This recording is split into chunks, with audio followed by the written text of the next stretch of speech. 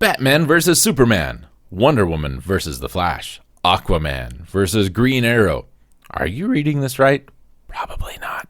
For the first time ever, the DC superheroes battle head-to-head. Become your favorite Justice League superhero or choose evil villains Darkseid, Cheetah, and Despero. Pit your hero's special power against awesome signature moves against any character you choose. Even Superman versus Superman. Battle from the ends of the earth to Metropolis, Gotham City, Apocalypse, and more. Incredible, pulse-pounding, one-on-one fighting action and super sound effects put this game in a league of its own. This is Justice League Task Force, developed by Blizzard. That explains a lot. Published by Sunsoft, released in 1995, part of the Justice League franchise. Here is a quick tip if you are going to be playing this game and you are playing a match, Batman versus Superman.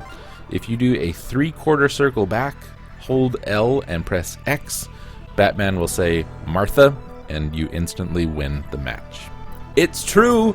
It's canon with the movie. It's a competitive fighting game, not a side-scrolling beat-em-up like you might be thinking.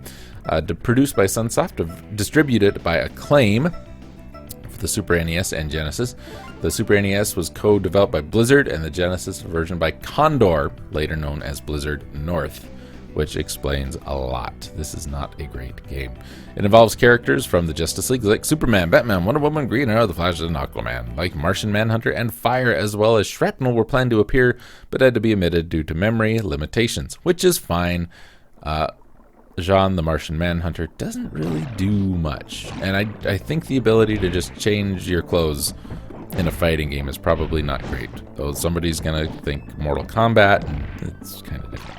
So here's the thing. Darkseid attacks Earth, destroying a military base. We take control of a member of the Justice League, track down the other members for information, only to be attacked. As the hero defeats the other members, they discover they are android duplicates.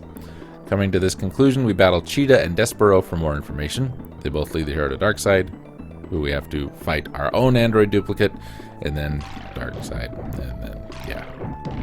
Why even try and put plot in fighting games?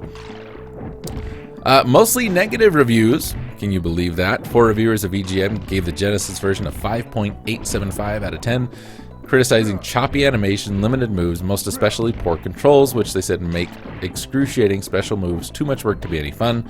GamePro gave negative reviews both to the Genesis and SNES version, similarly citing poor controls, unimpressive special moves, and sprites, which look good in still frame, but ugly in animation.